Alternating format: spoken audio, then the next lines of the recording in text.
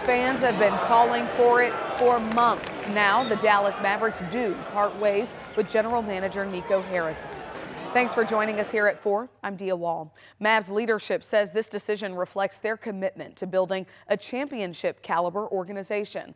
Our Mike Leslie is joining us now live to break down how we got here and the team's immediate plans moving forward. Mike, this was the firing scene round North Texas. Hey, Dia, thanks. Yeah, this has felt like an inevitability, frankly, ever since the trade of Luka Doncic. This is what fans have called for, frankly, as you just mentioned, since the trade of Luka Doncic. Now it is, though, official. Nico Harrison has been fired by the Dallas Mavericks. The Mavs are off to an injury-riddled 3-8 start, drawing frustration from Mavs fans all throughout this stretch, and no injury drew more ire than the one to Anthony Davis, the tentpole of Harrison's trade of Luka, who everyone, anywhere, reasonably predicted would at some point get hurt again. Meanwhile, Doncic is slimmed down and crushing it for the Lakers, making the move look progressively worse with each passing game that we have seen this season. Mavs owner Patrick Dumont wrote an open letter to Mavs fans today outlining the move, saying, quote, "On May 30th, 2024, the Mavs won the Western Conference Championship. We came up short in the NBA Finals, but we all agreed our future was bright. As fans of this franchise, you have every right to demand a commitment to success from us. No one associated with the Mavericks organization is happy with the start of what we all believed would be a promising season. You have high expectations for the Mavericks, and I share them with you.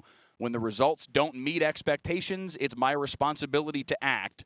I've made the decision to part ways with general manager Nico Harrison."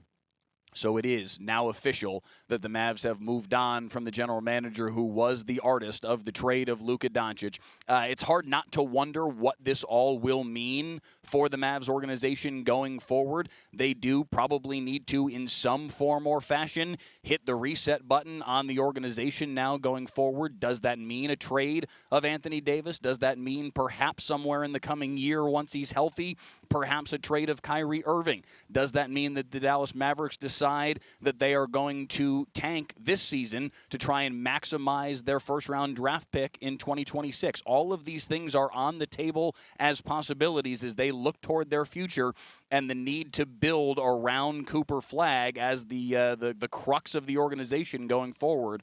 But something that will make Mavs fans happy, it will no longer be Nico Harrison that is pulling the strings on all of those decisions. Unfortunately for Mavs fans, Dia, the one thing that remains after all of this that will frankly prevent Mavs fans from being happy in some form or fashion, firing Nico Harrison does not bring Luka Doncic back. You know, before we let you go, Mike, that's the one thing I was going to say. It does feel like, you know, that fateful February day was heartbreaking and crushing for so many of the Mavs fans for life. So I guess my question would be, do you feel like this is going to be enough to truly bring some of that optimism back?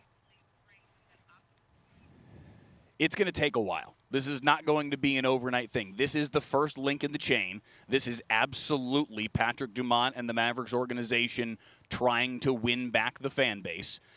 This is the first step.